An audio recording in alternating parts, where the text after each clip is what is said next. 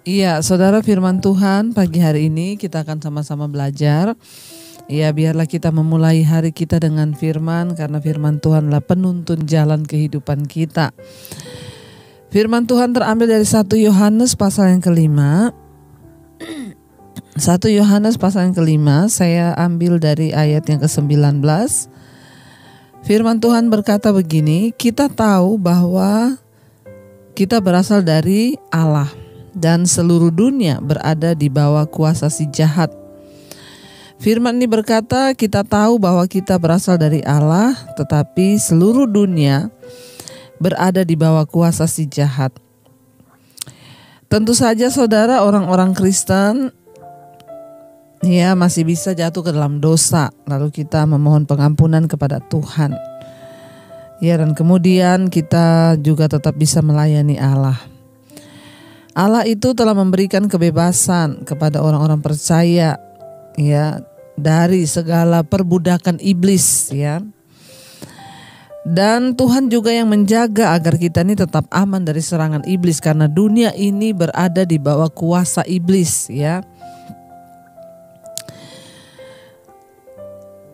Iblis itu akan terus berusaha untuk menyerang kita dan menguasai kita terus-menerus ya setiap saat. Orang-orang lainnya di dunia ini tidak memiliki kebebasan seperti orang Kristen dalam untuk mentaati Tuhan.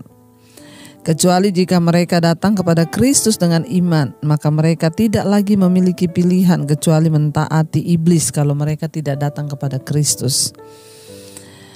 Ya, inilah yang dikatakan bahwa dunia ini berada di bawah kuasa si jahat. Kalau orang tidak datang pada Tuhan, ya dia pasti akan diperbudak oleh iblis, dia pasti akan hidup mengikuti iblis, dia pasti akan ya menjadi tawanan iblis untuk melakukan segala perbuatan jahat iblis. Tetapi ketika kita datang kepada Tuhan, maka Tuhan akan memerdekakan kita dan membimbing kita ke dalam segala jalan yang benar. Ayat 20 berkata, akan tetapi kita tahu bahwa anak Allah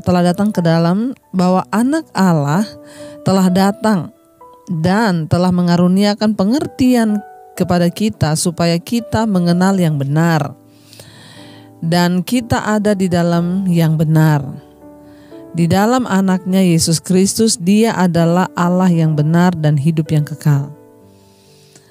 Kita bersyukur sekalipun dunia ini sudah berada di bawah kuasa si jahat, kata firman Tuhan. Namun kita bersyukur kenapa? Karena ya anak Allah yaitu Kristus Yesus Tuhan telah datang ke dalam dunia.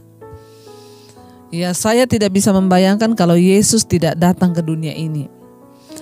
Tapi karena Yesus datang ke dunia, makanya kita ini beroleh keluputan dari dunia ini yang tadi di bawah kuasa si jahat. Dulu sebelum saya bertobat, hidup saya pun ditaklukkan di bawah kuasa iblis. Tapi ketika saya bertobat, saya dimerdekakan sehingga saya tidak lagi mengikuti dosa. Saya tidak lagi mengikuti kemauan iblis, tetapi saya mengikuti kehendak Tuhan. Dan ayat ini berkata, Kristus telah datang ke dalam dunia dan telah mengaruniakan kepada kita. Ya, Yesus itu datang. Dan dia mengaruniakan kepada kita, saudara, pengertian.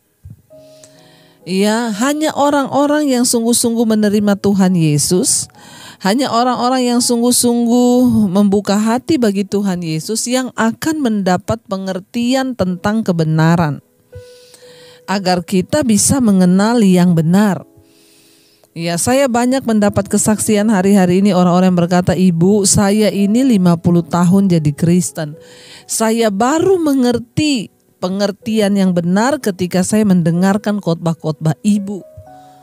Ya, mengapa saudara? Karena engkau pun mau membuka hati bagi Tuhan.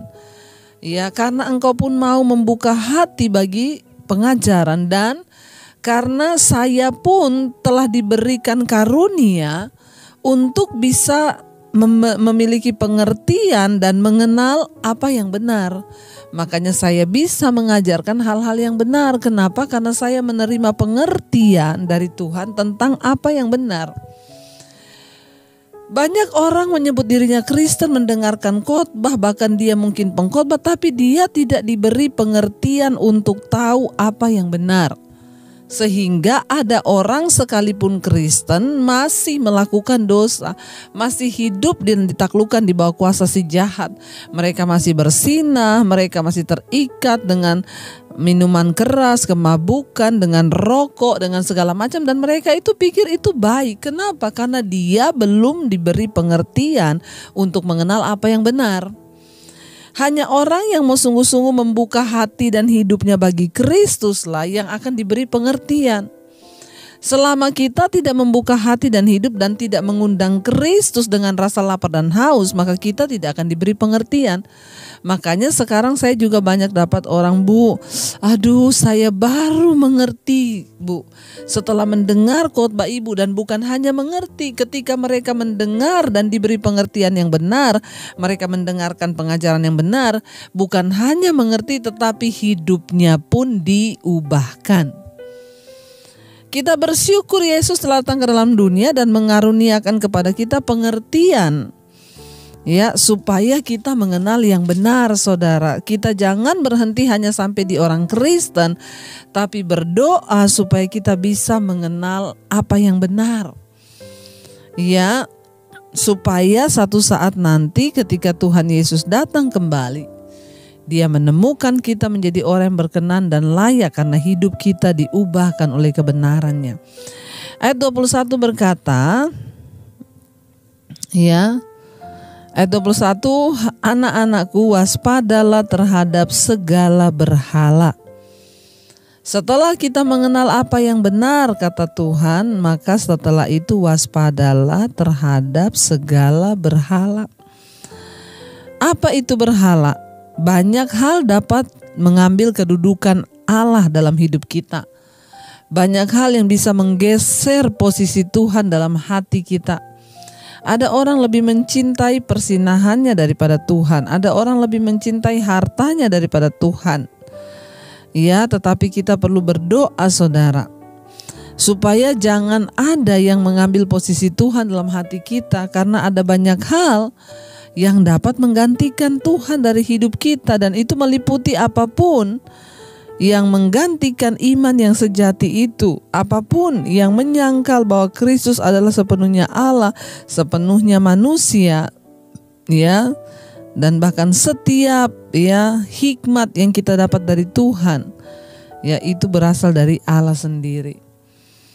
Ya, jangan pernah menukarkan Kristus dalam prioritas hidupmu sebagai yang utama dan yang terutama. Biar kita mau terus minta kepada Tuhan pengenalan yang benar itu. Hati-hati terhadap segala berhala. Ya, walaupun kita sudah diberi pengertian yang benar, kalau kita tidak berjaga-jaga maka kita bisa saja jatuh dan terpeleset. Bahkan kita bisa mungkin murtad lagi meninggalkan Tuhan. Saudara, firman ini berkata, anak-anakku, waspadalah, ya, terhadap berhala, kata firman Tuhan. Mari kita terus berjaga-jaga, saudara. Mari kita terus hidup di dalam pengenalan akan Tuhan.